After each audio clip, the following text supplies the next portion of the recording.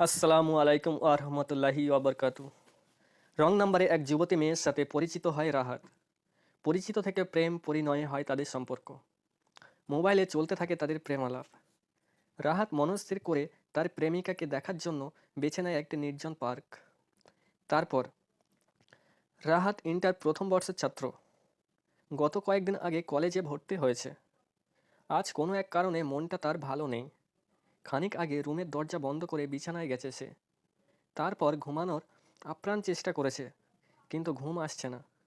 ঘুম যেন পালিয়ে গেছে শত মাইল দূরে। বালিশে মাথা রেখে শুধু এপাশ ওপাশ করছে রাহাত।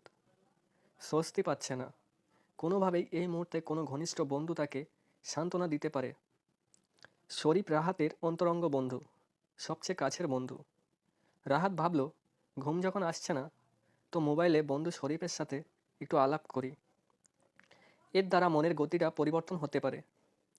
মোবাইল হাতে নিয়ে বাটন চাপতে থাকে রাহাত। তারপর সেন্ড বাটনে দিয়ে কল করে। রিং হচ্ছে, কিন্তু রিসিভ হচ্ছে না। তাই মেজাজটা তার আরও চটে যায়। মোবাইলটা ছুঁড়ে মারে অদূরের সোফায়।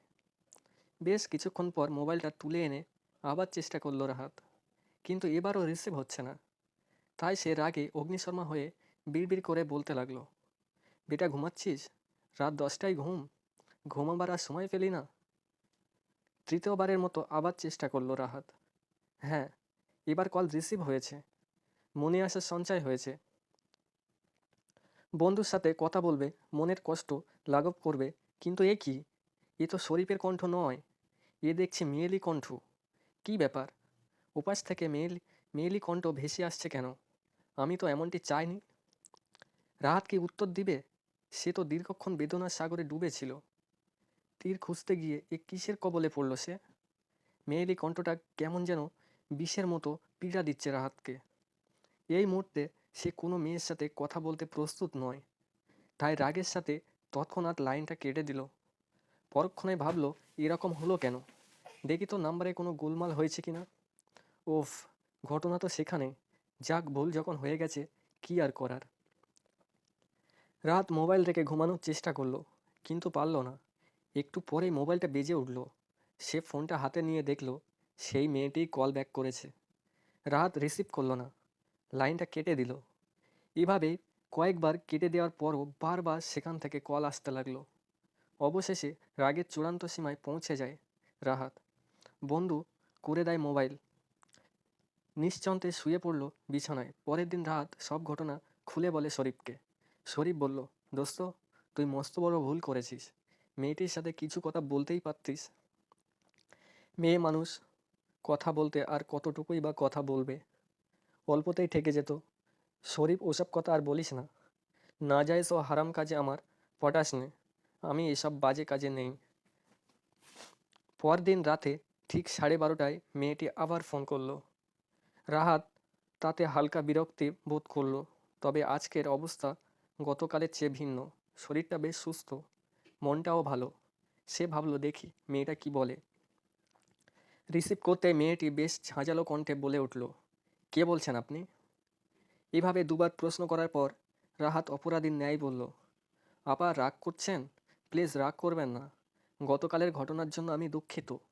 কল করার সময় মনটা ভীষণ খারাপ ছিল, তাই কোড নাম্বার ভুল হয়ে যাওয়ায় কলটা আপনার কাছে চলে গিয়েছে। শুধু শুধু আমাকে ভুল বুঝছেন। রাহাতের কথাগুলো জ্বলন্ত অঙ্গারে পানি ঢালার মতো কাজ করলো। নিমেষে মেয়েটির কণ্ঠ বদলে গেল, কোমল হয়ে গেল কথার সুর। এরপর দুজনের পরিচয় হলো, মত বিনিময় হলো, দীর্ঘ সময় আলাপচারিত হলো। এরই মাঝে একে অপরকে বন্ধু হিসাবে গ্রহণ করে।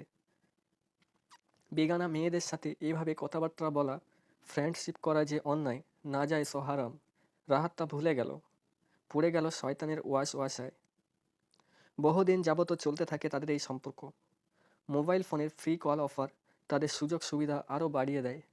রাত 12টার পর থেকে শুরু হয় প্রেম আলাপ। কোনো কোনো সময় কথা বলতে বলতে রাত শেষ হয়ে যায়, তবুও তাদের কথা শেষ হয় না।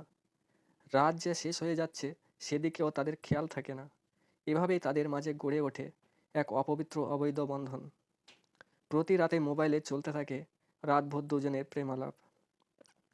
রাত জেগে জেগে রাহাতের স্বাস্থ্য খারাপ হয়ে যাচ্ছে, সেই সাথে আক্রান্ত হয় বিভিন্ন প্রকার গোপন রোগে।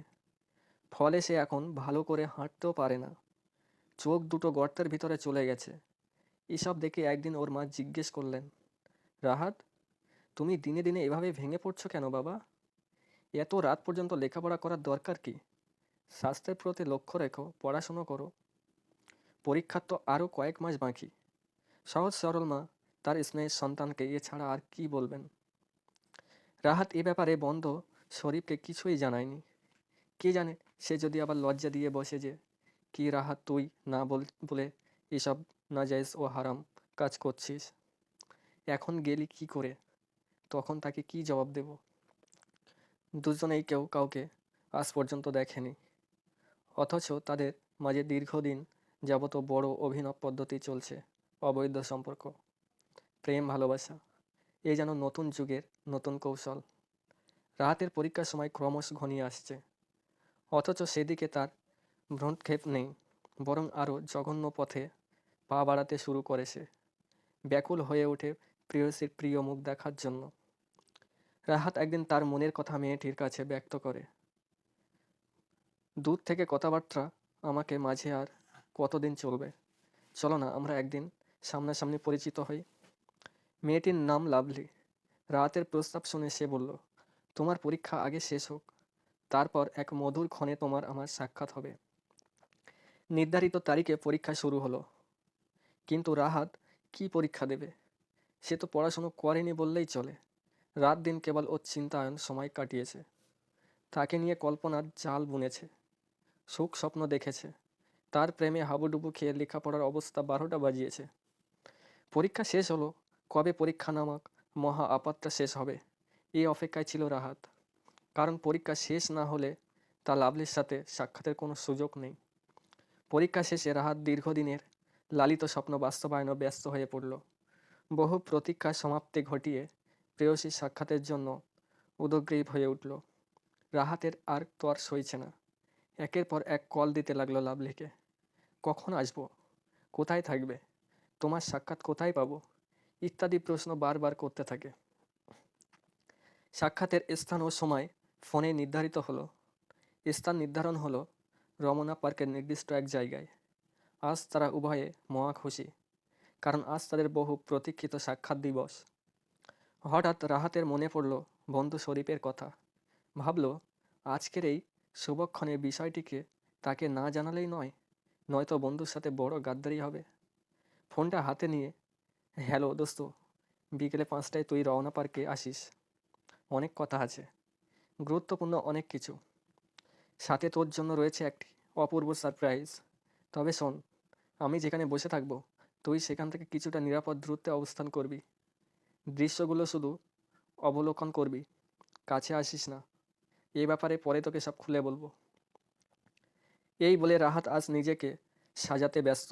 কি পরবে, কোনটা পরবে, প্রেয়সীর জন্য নিজেকে কেমন করে সাজাবে, কোন পোশাকে তাকে খুব স্মার্ট দেখাবে, নিজেকে কিভাবে যেখানে উপস্থাপন করবে, এসব ভেবে সকাল গড়িয়ে দুপুর, দুপুর গড়িয়ে প্রায় বিকেল হয়ে গেল। কিছু ভেবে না পেয়ে রাহাত তার বোনকে ডাকলো। বলল, এই দেখ তো আমাকে কোন পোশাকটায় বেশি মানায়। শেষ পর্যন্ত ভাই বোন মিলে পোশাক নির্বাচন করলো। তারপর কাচুমাচু করে বোনকে আবার বলল, বোন, আমার তুই যদি কিছু মনে না করিস, তাহলে কাছে একটি আবেদন করব। তুই কি রাখবি? হ্যাঁ বলো, রাখবো তো। তোর গলায় চেন আর আংটিটা দে তো, একটু ঘুরে আসি। বেশিক্ষণ বাইরে থাকবো না, যাবো আর আসবো। ছোট বোন রোমানার কিছুই বলার ছিল না। বড় ভাই চাওয়া মাত্র চেইন আর আংটিটা এনে হাজির করলো। রাহাত ঘড়ির দিকে তাকায়। হাই হাই, তৈরি হতেই 4টা? না, আর এই মুহূর্তে দেরি করা চলবে না। রোমানা আসিবে, বড় দেরি হয়ে গেছে, হাতে সময় নেই।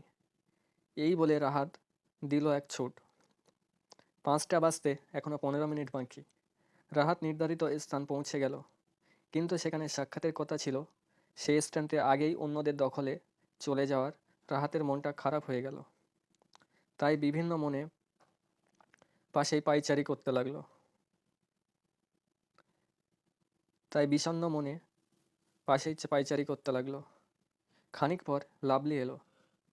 সে রাহাতকে কিছুটা অনুমান করে কাছে এসে পিছন থেকে দুবার মিস কল দিয়ে নিশ্চিত হলো যে এই রাহাত। রাহাত এখনও লাভলিকে দেখতে পায়নি। সে আগের মতোই পায়চারি করছে। হঠাৎ সে পেছন দিকে থেকে দুটো নরম হাতের ছোঁয়া পেল। সঙ্গে সঙ্গে আঁতকে উঠে ঘাড় ফিরিয়ে তাকাতেই লাভলি এক গাল হেসে বলল, আমার অনুমান মিথ্যে না হলে তুমি নিশ্চয় রাহাত। রাহাত বলল, ঠিকই বলেছ। আর আমি রাহাত হলে তুমি নিশ্চয় লাভলি। হ্যাঁ, তোমার অনুমানও মিথ্যে নয়। এই বলে রাহাতকে সাথে নিয়ে লাভলি একটা নির্জন স্থানে গিয়ে বসল। রাহাত একজন মুসলমান। ইসলাম তাকে এ ব্যাপারে কি বলছে তা সে ভালো করেই জানে। সে জানে যে পরনারীকে দেখা, তার সাথে এভাবে সামনাসামনি বসা, কথাবার্তা বলা, প্রেমালাপ করা ইত্যাদি কঠোরভাবে নিষিদ্ধ ও হারাম। কিন্তু শয়তানের প্ররোচনায় আজ যেন সে সব কিছু ভুলে গেছে এই জঘন্য অপরাধের মর্মন্তদ শান্তির কথা। লাভলির সাথে রাহাতের আজ প্রথম দেখা। তাই সে প্রথম একটু লজ্জাবোধ হলেও দীর্ঘক্ষণ আলাপ আলোচনার পর ওদের মাঝে এক নববন্ধন সৃষ্টি হলো। ফলে কথা বলতে বলতে কখন যে সন্ধ্যা ঘনিয়ে এলো, এখন গোটা পার্ক জনশূন্য হয়ে পড়ল, তা তারা টেরও পেল না। ওদিকে শরীফ যখন দেখল রাহাত একটি মেয়ের সাথে দীর্ঘক্ষণ যাবত কথা বলছে, ফেরার কোনো নামগন্ধ নেই, এমনকি তার দিকে ফিরেও তাকাচ্ছে না, তখন সে অস্থির হয়ে মনে মনে রাহাতকে গালমন্দ করতে লাগলো। সে সাথে বলল, রাহাত, এটাই কি তো সারপ্রাইজ যে আমি দীর্ঘ 2 ঘন্টা নীরব দর্শকের ভূমিকা পালন করে যাচ্ছি, আর তুই কোথাকার এক মেয়েকে নিয়ে আনন্দ মেতে আছিস? ঠিক আছে, আজ বাড়িতে আয়, আমিও তোকে সারপ্রাইজ দেব। এই বলে সে রাগে গজগজ করতে করতে বাসায় চলে এলো। রাহাত কিছু বলতে যাবে, ঠিক এমন সময় একটি লোক দৈত্যর মতো তাদের সামনে হঠাৎ আবির্ভূত হলো। অদিরও দেখা গেল আরও কয়েকজন লোকগুলো যে তারই, এ ব্যাপারে রাহাতের কোনো সন্দেহ রইল না। লোকটি ভদ্র হাসি হেসে বলল, কি দুলা মিয়া, মধুর প্রেমালাপ কি শেষ হয়েছে? হয়ে থাকলে দেরি না করে ঝটপট ট্যাঙ্কটা পরিশোধ করে ফেলুন। লোকটির কথায় রাহাত যেন আকাশ থেকে পড়ল। সে মনে মনে বলল, প্রেমিকার সাথে কথা বলতে ট্যাক্স দিতে হয়? তা তো আগে জানিনি। রাহাত এবার লাভলির দিকে তাকালো। সে দেখল লাভলির চেহারায় দুষ্টুমির হাসি। এ দৃশ্যে দেখে তার অন্তরটা ছ্যাঁক করে উঠল। এমনকি খানিক বাদে তার সামনে এ কথা পরিষ্কার হয়ে গেল যে লাভলি মূলত তার প্রেমিকা নয়, সে আসলে আধুনিক ছিনতাইকারী দলের একজন সক্রিয় সদস্য। আগত লোকগুলো তারই সঙ্গী সাথী। লোকটি রাহাতের গলা থেকে স্বর্ণের চেন, হাতের আংটি, মোবাইল ও ঘড়ি সহ টাকা পয়সা যা ছিল সব হাতিয়ে নিল। ইতিমধ্যেই তার অন্যান্য সাথীরাও সেখানে এসে হাজির হলো। সব কিছু ছিনিয়ে নেওয়ার পর এখন চলে যাওয়ার পালা। সবাই ধীরে ধীরে সেখান থেকে চলে আসতে লাগলো। এমন সময় ছিনতাইকারীদের একজন বলে উঠল, আরে, দোস্তের শার্টটা তো বেশ সুন্দর দেখছি। এ বলে সে রাহাতের দেহ থেকে শার্টটাও খুলে নিল। এমন সময় আরেকজন বলল, প্যান্টটাও খুলে নাও। বস বলল, থাক, দুলা মিয়াকে এতটা অপমান করা ঠিক হবে না, চল এখন যাই। এই বলে রাহাতের দিকে মুখ করে বলল, দোস্ত, আজ তাহলে বিদায়, আরেকদিন দেখা হবে। আজকের চেয়ে আরও ভালো প্রস্তুতি নিয়ে মাঝে মধ্যে এখানে এসো, কেমন? এতক্ষণ লাভলি হাস্যোজ্জ্বল চেহারা নিয়ে ওদের কাণ্ডকীর্তি দেখছিল। সর্বশেষে ছিনতাইকারীরা যখন চলে যেতে লাগলো তখন সে তাদের সাথে রওনা দিল। তবে যাওয়ার আগে ঠোঁট দুটি বাঁকা করে রাহাতের দিকে তাকিয়ে একটি ভ্যাংচি কাটল। সেই সাথে ফেটে পড়ল অট্ট হাসিতে আর বলল, গুড বাই, থ্যাংক ইউ, সুখে থেকো বন্ধু, আবার কথা হবে, বাই। প্রিয় পাঠক, এই হলো বর্তমান মোবাইল ফোনের বেশ কিছু খারাপ দিকের একটি। মোবাইল ফোনের কারণে কত যুবক যুবতী ও নষ্ট হয়ে যাচ্ছে, কত মানুষ জড়িয়ে পড়ছে বিভিন্ন প্রকার পাপে, তার কোনো ইয়ত্তা নেই। আল্লাহ পাক আমাদের হেফাজত করুন, আমিন। লেখক মাওলানা মোহাম্মদ মফিজুল ইসলাম।